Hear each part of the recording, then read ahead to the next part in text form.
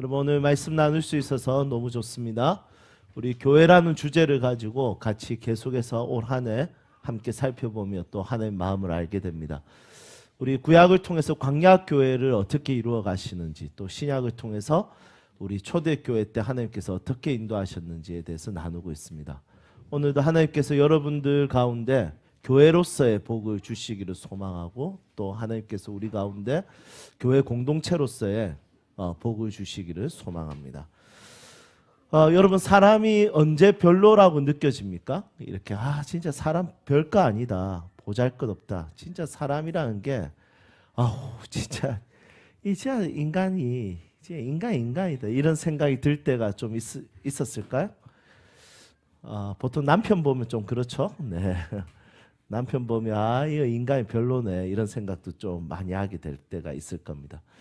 그리고 자기 자신을 볼 때 그런 생각을 참 많이 하게 될 겁니다. 나 진짜 별거 아니네, 보잘것없네, 이런 생각을 할 때가 있을 겁니다. 여러분, 그럴 때 인간에 대한 기대감이 많이 상실되어지고, 또 나 자신에 대한 기대감이 사라지게 되는 것을 보게 됩니다. 우리가 여러 가지 겪는 어려움들이 있잖아요. 이 어려움들 속에서 나의 반응은 나의 실력이 나타나는 시간이죠. 그래서 우리 얼마 전에 예수고난 묵상 예배 때 나눴지만, 로마서 5장에 보니까 연단은 인내를, 인내는 환난은 인내를, 인내는 뭐죠? 연단을, 연단은 소망을. 여기서 인내가 뭐라고 했죠? 머무르다라고 했죠.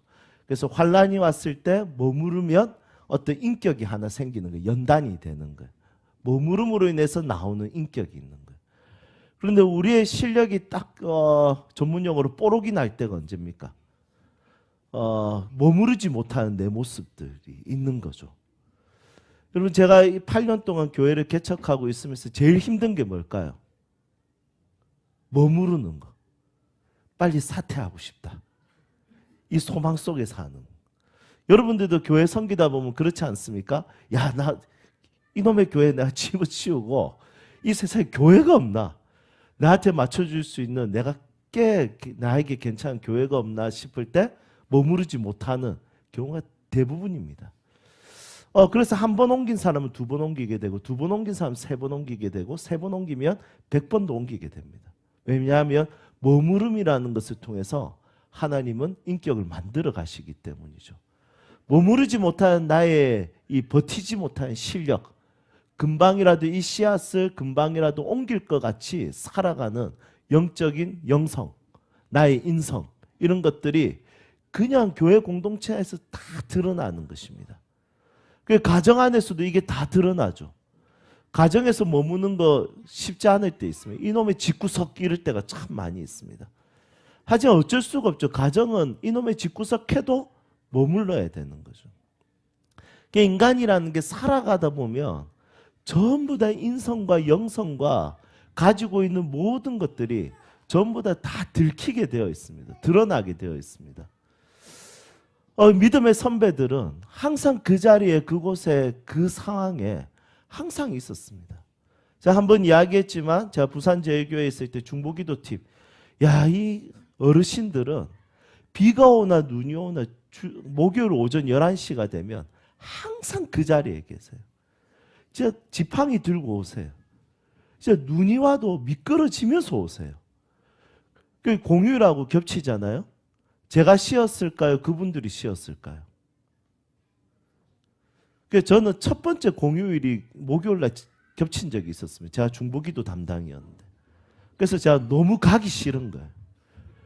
그런데 또 교육자로서 또 어르신들이 오면 제가 가야 되지 않겠습니까? 그래서 제가 혹시나 해서 이제 부장 권사님께 여쭤봤습니다. 권사님, 가야 됩니까? 이렇게 공휴일날도 합니까? 이랬더니 목사님 전사님 오지 마세요, 이러더라고요. 그럼 모임은 하세요. 이러니까 모인다는 거예요. 그럼 제가 어떻게 안 갈 수 있을까? 이때까지 교육자도 아무도 안 왔으니까 전사님도 쉬세요, 이러는 거예요. 그래서 순종하고 그대로 쉬었습니다. 여러분, 교육자들에게 이게 머무는 것이 진짜 쉽지가 않더라고요. 직장이니까, 직업이니까 틈만 나면 하루라도 더 쉬고 싶은 거예요. 여러분 1시간 동안 진짜 설교 잠시 하고 1시간 동안 부르짖고 같이 기도하는데 이 어르신들은 지치지도 않습니다. 제가 이분들은 수요일, 금요일 새벽 그냥 이 어르신들은 누가 뭐라 하지 않아도 그 자리에 반드시 있습니다. 머무르는 영성인 거죠. 그래서 그분들이 별거 아니라고 생각했지만 교회 개척해 보니까 이런 분들이 30명, 50명이 있다는 게 기가 막힐 노릇입니다. 야, 머무름이 영성이구나라는 것을 너무 많은 것들을 깨닫게 됩니다. 인간이라는 게 이 머무르지 못하는 우리의 영성과 우리의 인성이 나타날 때 진짜 보잘것없고 별것 아닌 존재라는 것을 수없이 많이 느낍니다.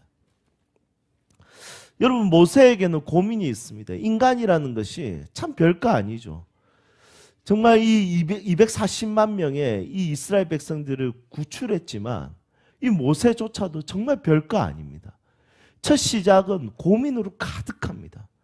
모세의 고민은 무엇입니까? 첫 번째는 바로 왕과의 만남에 대해서 고민이 됩니다. 두 번째는 이스라엘 백성들을 설득하는 부분에 있어서 고민이 됩니다. 그것 때문에 못하겠다는 거예요. 이 두 가지 고민 때문에. 아, 나 진짜 못하겠습니다. 이렇게 이야기하는 거예요. 아무리 영적 지도자로 탁월한 사람이라도 모세라도 첫 시작이 어떠냐면 하나님이 보내시는 그곳에 머물거나 그 자리를 섬기거나 그 자리를 감당하는 것에 있어서 별거 아닙니다. 여러분 인간이라는 것이 그런 존재입니다. 여러분 옆에 있는 사람 보십시오. 여러분 머무르지 못한다고 해서 너무 뭐라 하지 마십시오. 여러분 담임 목사님 너무 뭐라 하지 마십시오. 여러분 저도 여러분들 너무 뭐라 하지 않겠습니다. 인간이라는 게 그런 존재입니다. 인간이라는 게 진짜 별거 아닌 존재입니다. 여러분 원래 그런 존재입니다. 원래 죄인입니다. 원래 부족합니다. 원래 모세와 같습니다.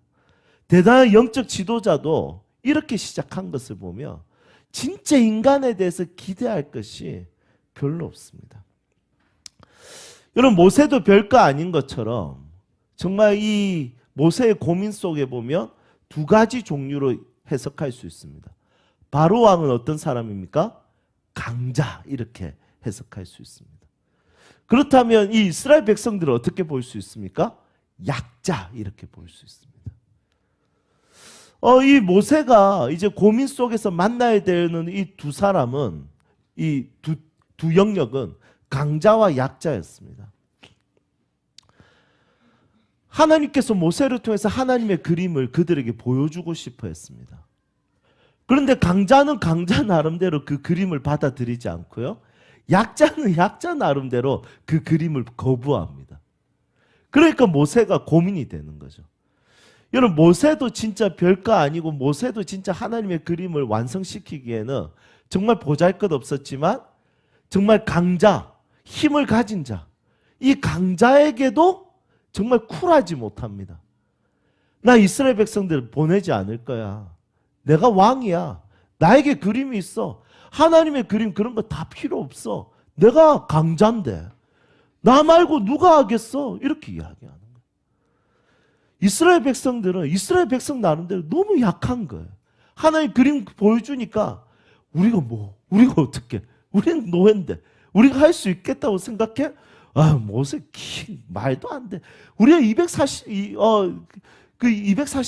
400년 이상을 우리가 노예로 지냈는데 우리가 어떻게 하나님의 그림은 하나님의 그림일 뿐이지 우리가 그 그림을 이루기에는 여기서 우리가 어떻게 탈출하겠단 말이에요. 우리 할 수 없어.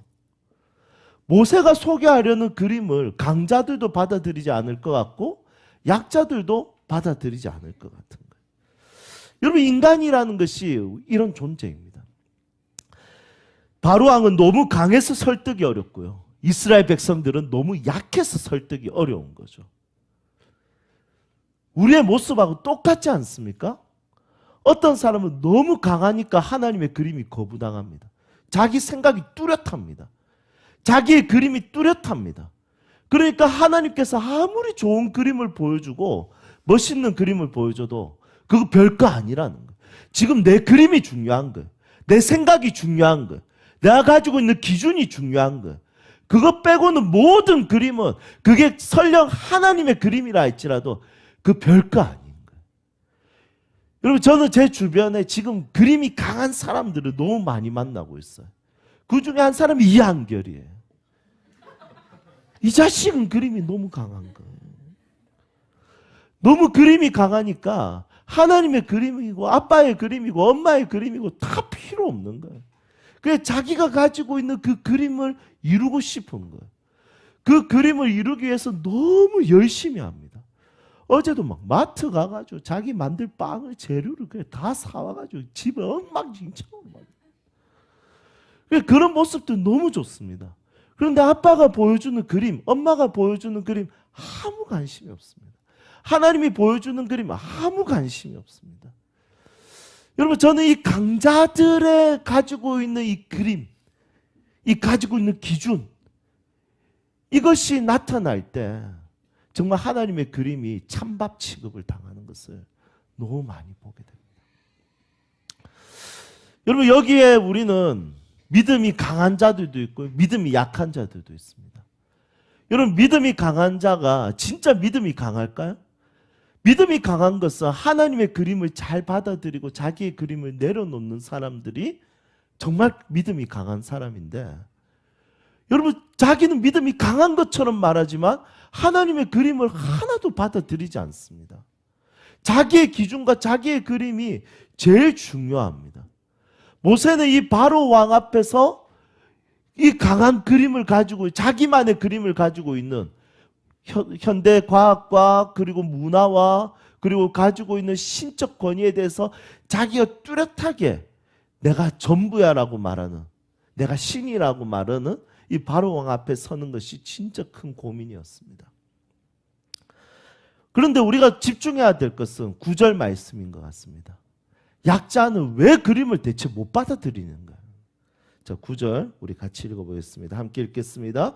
모세가 이와 같이 이스라엘 자손에게 전하나 그들이 마음의 상함과 가혹한 노역으로 말미암아 모세의 말을 듣지 아니하였도다. 아멘. 여러분, 모세가 하나님의 이 이스라엘 백성들은 약자잖아요. 왜 하나님의 그림을 못 받아들였을까요? 오늘 이 말씀에 보니까 이들은 마음의 상함이 있었던 거예요. 그 가혹한 노역으로 말미암아 모세의 말을, 하나님의 그림을 받아들일 수가 없었던 겁니다. 인간이라는 것이 너무 강해도 하나님의 그림을 못 받지만 너무 약해도 하나님의 그림을 가질 수가 없습니다. 이 마음이 상했다는 것은 헬라어로 코체르라는 단어를 쓰는데 이 단어는 짧아지다, 줄어들다 이런 뜻입니다. 그러니까 마음이 줄어드니까, 짧아지니까 하나님의 긴 그림과 하나님의 큰 그림을 담을 수가 없는 것입니다. 하나님의 그림을 이들에게 거부할 이유가 없는 거예요. 너무 좋은 그림이죠. 왜냐하면 하나님의 그림을 이들을 자유를 주고 노예에서 해방을 시켜주고 새로운 땅으로 들어가게 하고 주인이 되게 하는 것이 그 하나님의 그림인데, 이 사람들은 자기들에게 꼭 필요한 이 하나님의 그림을 거부하고 거절하는 겁니다.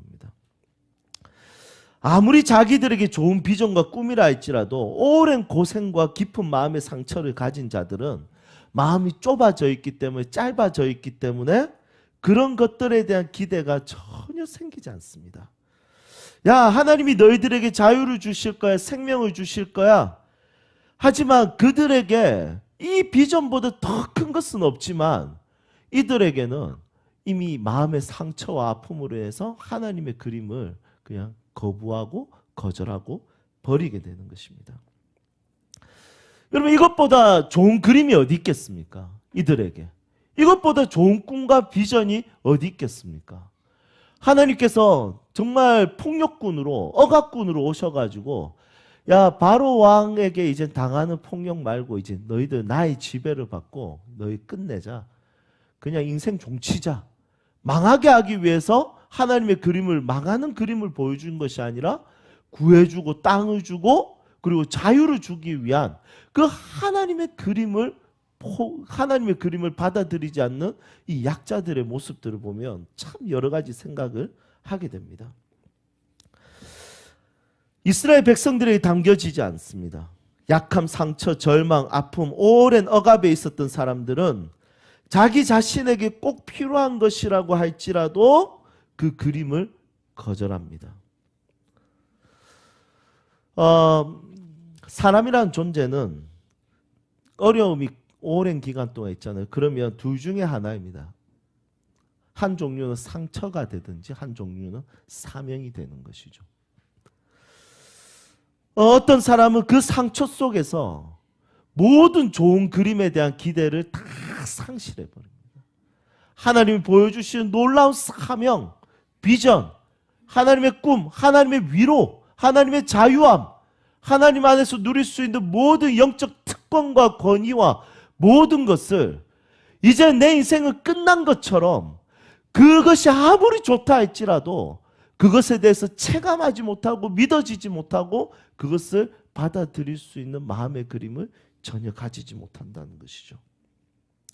사람이 강하면 바로 왕처럼 교만해져서 하나님의 비전을 거절하고, 사람이 약해지면 자신의 초라함으로 인해서 하나님의 비전을 담지 못하는 것이 바로 인간의 정말 보잘것없고 별거 아닌 존재라는 것입니다. 정말 안타깝죠.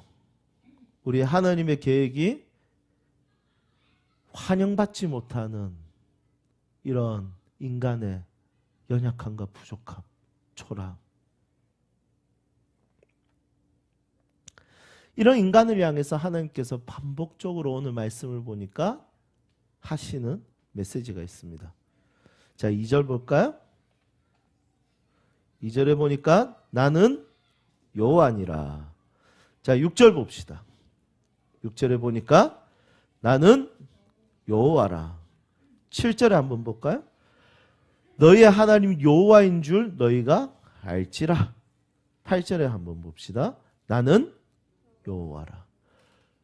반복해서 강자들과 약자들에게 하나님이 가지고 있는 그림을 이루기 위해서 설득하는 방식은 뭐냐면 내가 여호와라는 것, 하나님이 여호와라는 것을, 자존자라는 것을, 스스로 있는 자라는 것을, 하나님이 모든 주권을 가지고 모든 것을 다스리고 모든 것에 해답이 되시며 치유가 되시며 하나님께서 이 그림을 반드시 완성하시는 분이라는 것을 하나님은 반복적으로 이것을 보여주고 계십니다.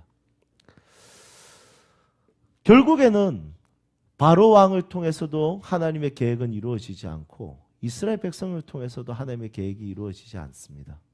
결국엔 하나님의 그림과 하나님의 계획은 나는 여호와라. 하나님이 그것을 이루고 하나님이 자기 자신을 나타내고 영광을 받으시는 분이십니다. 여러분, 올 한 해 주제는 교회입니다. 교회가 가져야 되는 철저한, 정말 이것을 꼭 알아야 되는 내용은 이런 것 같습니다. 인간은 정말 보잘것없구나. 인간은 기댈 존재가 아니구나. 인간은 믿을 만한 존재가 아니구나. 결국 하나님이시구나. 결국 여호와시구나. 이거 말고는 교회의 진짜 의미는 답이 없는 것 같습니다. 여러분, 교회는 결국 하나님이십니다. 교회로 살아가는 여러분들의 각자의 삶에서 나타나야 될 것은 결국에 하나님이십니다. 하나님 외에 답이 없습니다. 그래서 누가복음 3장 5절에 보면 요한에 대한, 세례 요한에 대한 이야기가 나옵니다. 모든 골짜기가 메워지고, 골짜기라는 것은 땅이 꺼진 것입니다. 그게 메워집니다.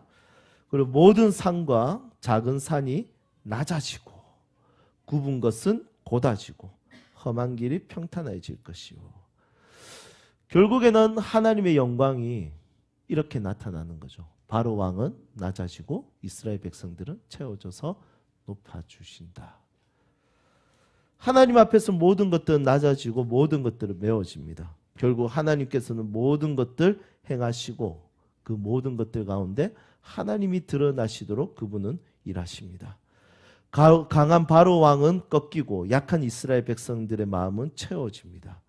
하나님의 계획은 이 땅 가운데 환영받지 못하지만 하나님의 계획을 거부하는 이 세상에 하나님은 자신이 스스로 그 계획을 이루셔서 결국에는 하나님이 하나님 되심을 나타내실 것입니다. 여러분, 교회는 다른 것이 아니라 인간의 능력과 인간의 위대함이 드러나는 것이 아니라 하나님이 어떤 분이신지 드러나는 것입니다. 내가 그리스도인으로 산다는 것, 하나님으로 산다는 것을 결국에는 하나님이 내 삶 가운데 이루시고 역사하시고 나타내시는 것을 경험합니다. 여러분, 저도 별거 아니고 여러분들도 별거 아닙니다. 하지만 하나님은 위대하십니다. 하나님은 영광을 받으십니다. 하나님은 우리의 상처를 뛰어넘어서, 우리의 상황을 뛰어넘어서, 내가 정말 강해서 하나님의 그림과 모든 것을 거절한다 할지라도 하나님은 그 일을, 그 뜻을 이루시는 분이십니다. 이것을 마음껏 경험하고 올 한 해 이것을 경험하고 하나님을 마음껏 예배할 수 있는 믿음의 사람들이 되시기를 주님의 이름으로 축복합니다. 함께 찬양합시다.